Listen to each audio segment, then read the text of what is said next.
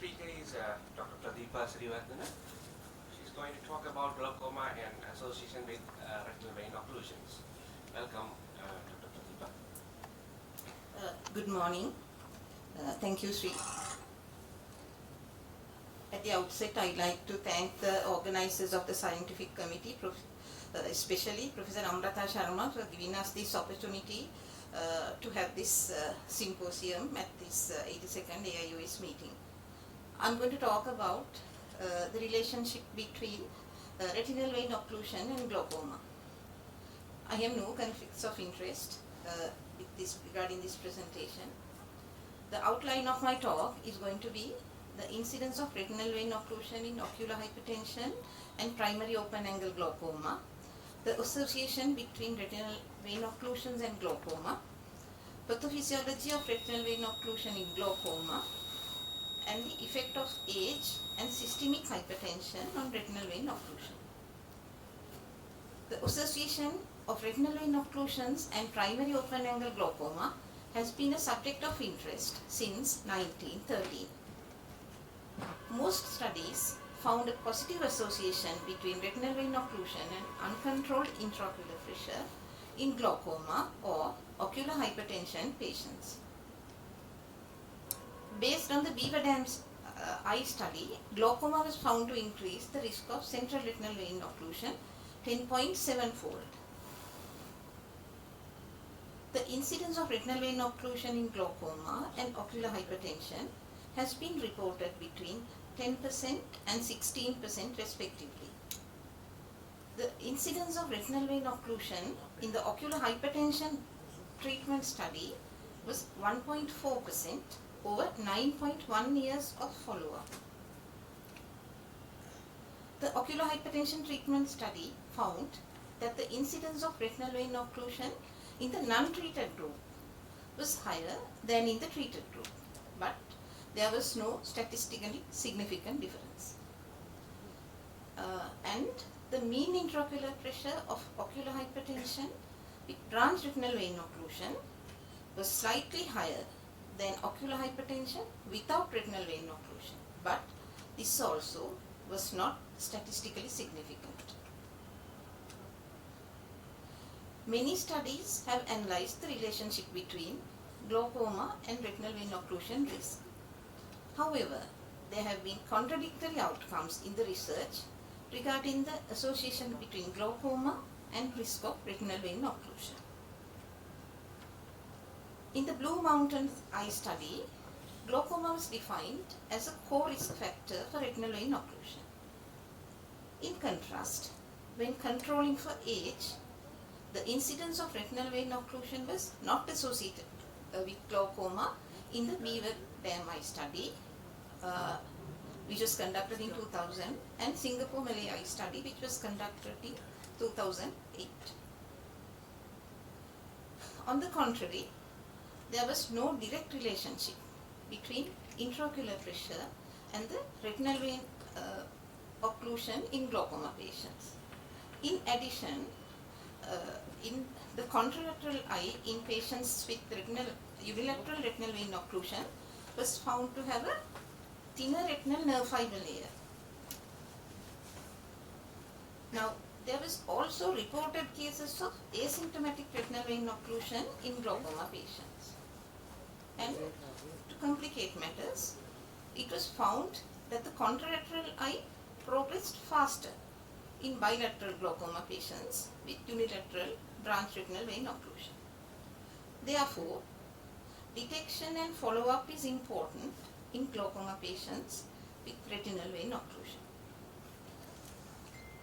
Currently, intraocular pressure elevation is no longer exponentially related to the retinal vein occlusion.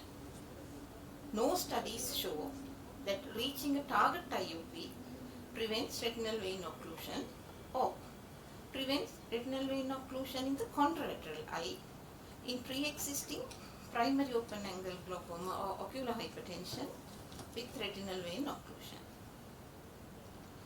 Now, most studies reported cases of Caucasians with retinal vein occlusion in primary open-angle glaucoma. So, the evidence for Asians is very minimal.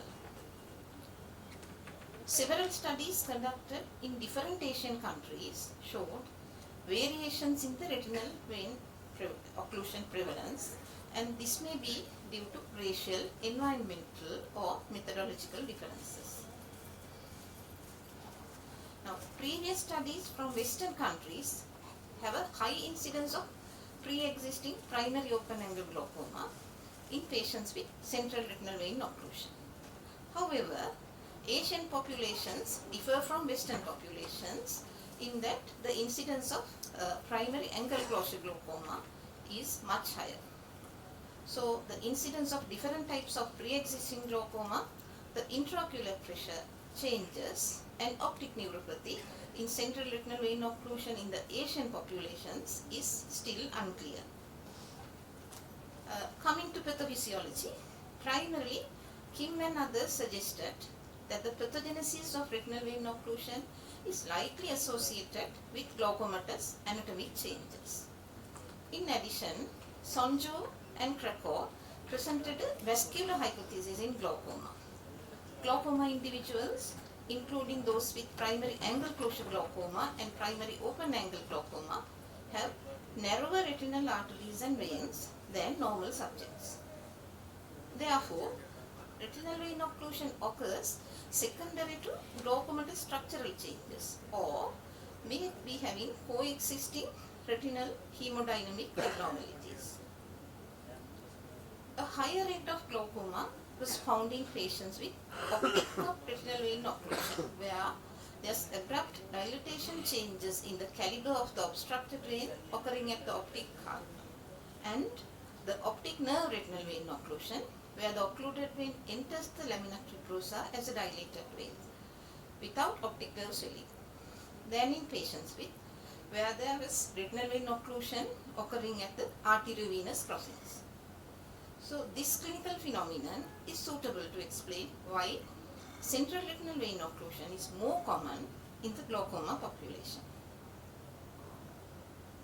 It has been hypothesized that the elevated intraocular pressure may compress the vessel walls and cause subsequent blood-brain intimal proliferation, leading to collapse of retinal capillaries. The relationship between primary angle closure and retinal vein occlusion needs to be evaluated further. On the one hand, retinal vessel parameters are quite different from primary angle closure glaucoma and primary open angle glaucoma. Retinal vein vessel oxygenation and vessel caliber in primary angle closure glaucoma are relatively higher than primary open angle glaucoma and normal tension glaucoma. A vascular glaucoma model is more appropriate for the pathogenesis and disease process in primary open angle glaucoma than primary angle closure glaucoma. The overall small number of articles regarding retinal vein occlusion in primary angle closure glaucoma limits the power to detect meaningful associations for primary angle closure glaucoma and retinal vein occlusion risk. Coming to systemic hypertension. Now, systemic hypertension has a strong correlation with retinal vein occlusion and open angle glaucoma, and it has been reported that 60% of retinal vein occlusion patients were hypertensive patients.